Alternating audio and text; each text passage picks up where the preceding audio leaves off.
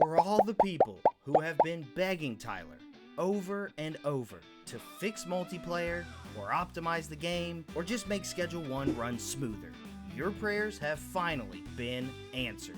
We just got a brand new patch that massively boosts performance, fixes a whole bunch of the multiplayer issues that have been haunting people for weeks, and even tweaks how the cartel works. This is the update a lot of players have been waiting for. And you guys know I don't usually make videos for all of these smaller patches, but since this one tackles the exact things the community has been yelling about non-stop, I figured it's worth breaking everything down. You see, Tyler spent the last 2 weeks rewriting what he called, quote, yucky code.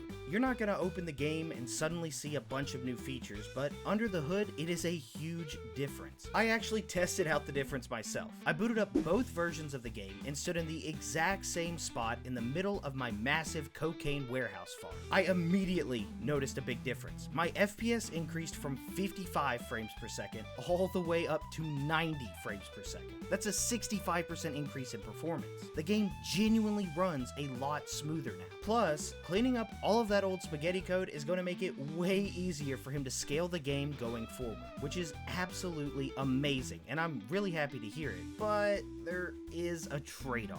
Due to him spending the last few weeks focused so hard on optimization and fixing the multiplayer bugs that were making the game borderline unplayable for some people, there's a good chance that the Shrooms update is getting pushed back into early to mid-December. Tyler said he wanted to give everyone a heads up now, instead of dropping a last-second delay, which honestly, much respect, communication goes a long way for fans. But with that out of the way, let's break down everything that changed in this patch. Like I mentioned earlier, the cartel influence system got tweaked in this patch, and it's a pretty noticeable change. First off, cartel dealers no longer pop outside at midnight. That exploit is gone. Instead, they now spawn at 6 AM, which means the only way to cheese them is by messing with your in-game time, which I'm not going to recommend people do. I feel like that's taking it way too far. But to balance out no longer being able to kill the midnight dealers, Tyler buffed 2 of the main ways that we can lower cartel influence. Unlocking customers now drops influence by 75 instead of 50, and defeating ambushes now drops it by 100 instead of 75. So overall, influence will drop a lot faster.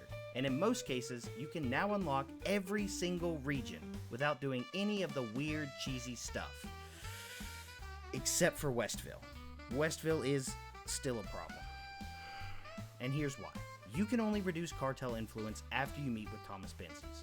And in this new patch, you don't meet him until you finish the We Need to Cook quest. And by that point, most players have already unlocked every customer in Westville naturally, all by themselves. So when you reach that part of the game, Westville has 1,000 influence, and your options to lower that influence are extremely limited.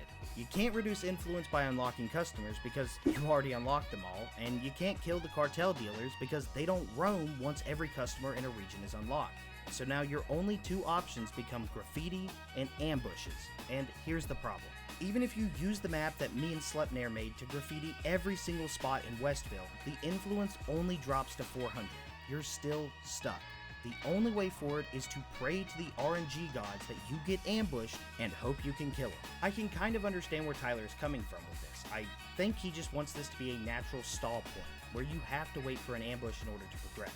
Moving from Westville to downtown is basically what separates the early game from the mid game, so forcing players to spend a little bit more time in Westville may not actually be that bad of a thing. Now, Tyler did increase the ambush spawn rate for the cartel this patch, but it's still RNG, and when you're stuck waiting forever, waiting on a roll of the dice, it kind of sucks. So if you get softlocked here, I'd recommend using the console command, set region unlock downtown. It's not perfect, but it is a nice workaround.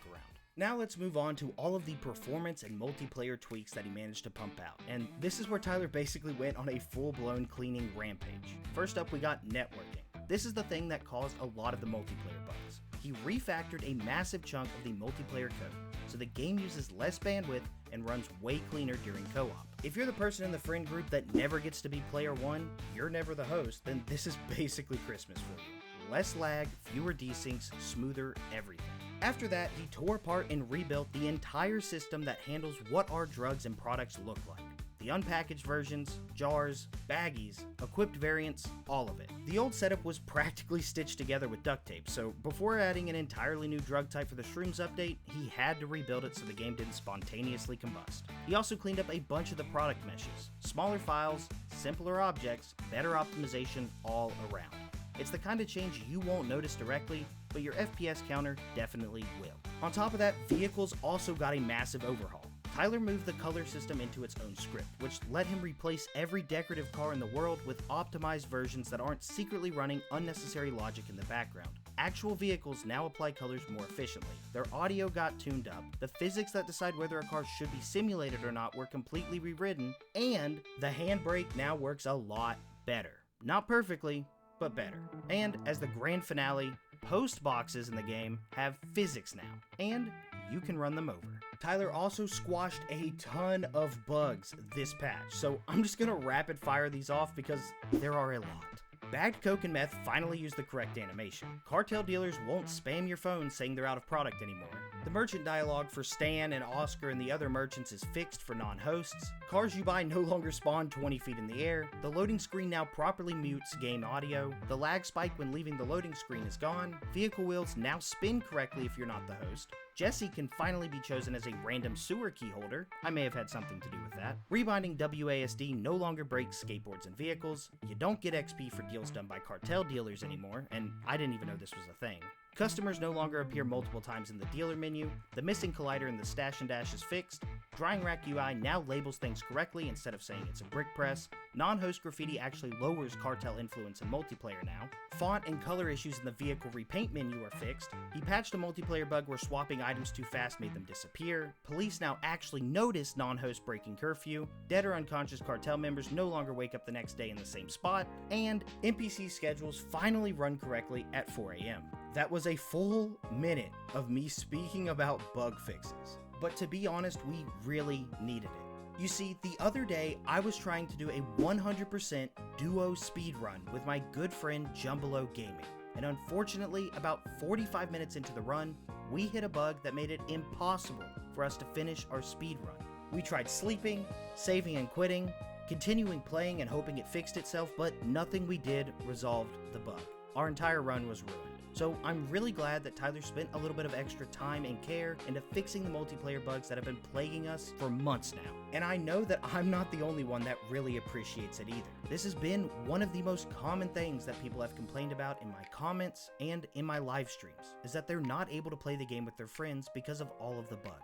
But thankfully, that seems to be a thing of the past. Overall, this patch was basically a massive bug hunt. He cleaned up old code, doubled my FPS, fixed a lot of multiplayer issues, and made progressing in the game a little bit easier. And all he asked for in return was another week or two to cook up the Shrooms update. I'd say that's a pretty fair deal. Stay silly, y'all.